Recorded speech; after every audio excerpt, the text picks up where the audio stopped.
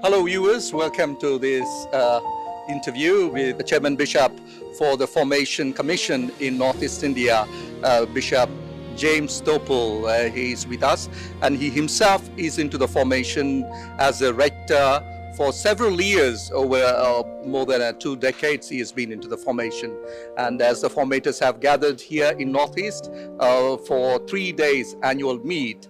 And let us approach Bishop and ask. Hello Bishop, welcome to the show. Thank you. And Bishop, may I ask you how you could define formation in few words in your work? Well, formation in few words, I must say that to be formed after the example of Jesus, the Good Shepherd, who is the greatest formator and whom we imitate as formees and as a formator. And that is the greatest challenge, to make ourselves to the image and likeness and the values or the principles of Jesus. To form oneself after just like Jesus, that is the task of the formators. And but oftentimes this task is not being realized. What are the reasons that you find that it is being not realized? Actually, I would say that formator is not the task is not of the formator. The task is of the formees. The formator is only a facilitator. He accompanies them.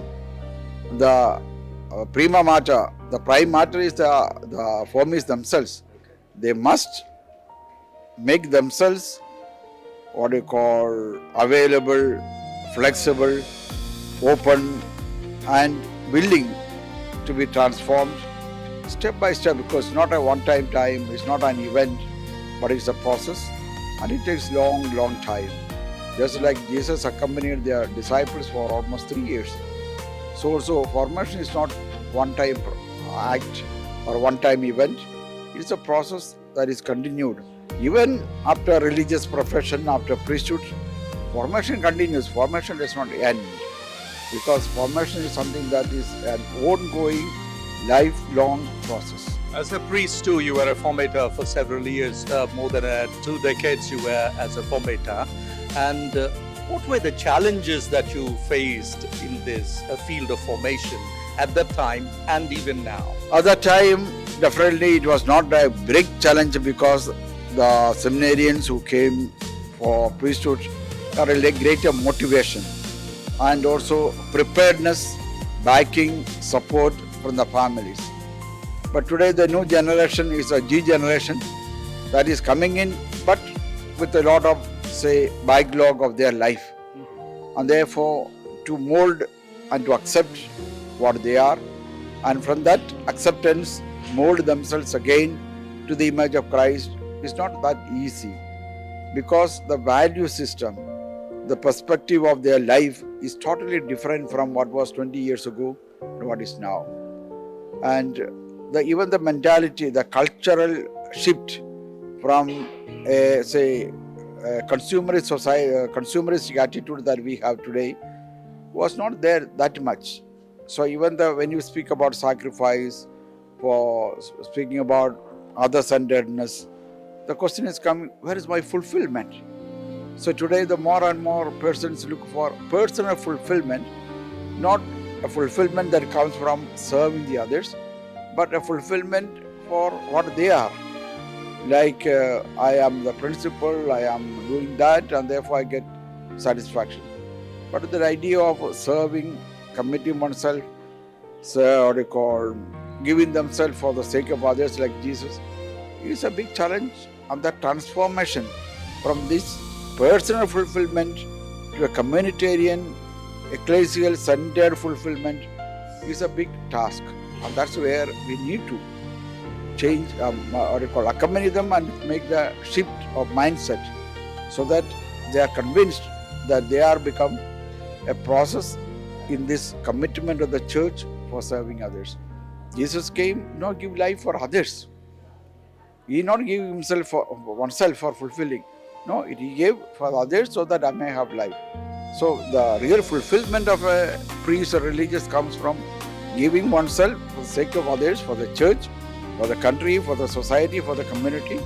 That's how we find our fulfillment as well. As Jesus said, one who loves his life will lose it. One who loses his life will gain it for the kingdom. That's what exactly we are called. That's formation. And it is not an easy, it's a big challenge, and it's a continuing process. Well said, Bishop, that change is constant. But to meet these challenges, do we have the formators fully equipped in the formation? Yes, to a certain extent, yes, and extent, no. Because formation is not an easy task. To be a formator, to commit oneself 24/7 is not an easy task. And therefore, the availability and the resource, persons with the resources are not that much available, or those who are able, not willing. Therefore, it is important that we consider formators as one of the greatest, what we call, aspect where we need to focus the church, that we form formators in order to form others. And if you have got good formators, definitely the product also will be good. At the same time, as I said, presently in Northeast, we have a good number of formators, but we don't have enough. Make a choices so that the best. Again, attitude of our priests, religious also, formation is considered as a burden, where we are tied down, we are not free, and therefore people are not willing to come to be a formator. So it is important that we find people who are equipped, qualified, and capable of formation, that the formation becomes truly a task that is very rewarding as well as fulfilling for the formator. Finally, Bishop, before we leave you, I would like to ask you the kind of measures that your commission has proposed to meet these challenges that one encounters in the formation. The commission have a hope that by animation, by bringing together all the formators, they are able to also to give an idea of what is happening around, and also learn from one another, because each congregation, each diocese have got its own, say, pedagogy, its own, what they call, the syllabus, the methodology of forming others. But bringing together is the first step. Secondly, we go into individually, especially Bishop John Thomas is going to all the formation houses, seeing how formation being carried out. And in fact, as he offers, we need to re-educate because of our school system, because of the overall environment that is prevailing in our situation. The quality, the prime matter is not up to the mark. Therefore, we need to re-educate them fit, then only there can be a formation. So the prime matter, that is the candidate themselves, must have certain amount of ability and quality, and quality not to be formed. So that we need to work. It's not an easy task, as I said. It's a lifelong process. We need to continue.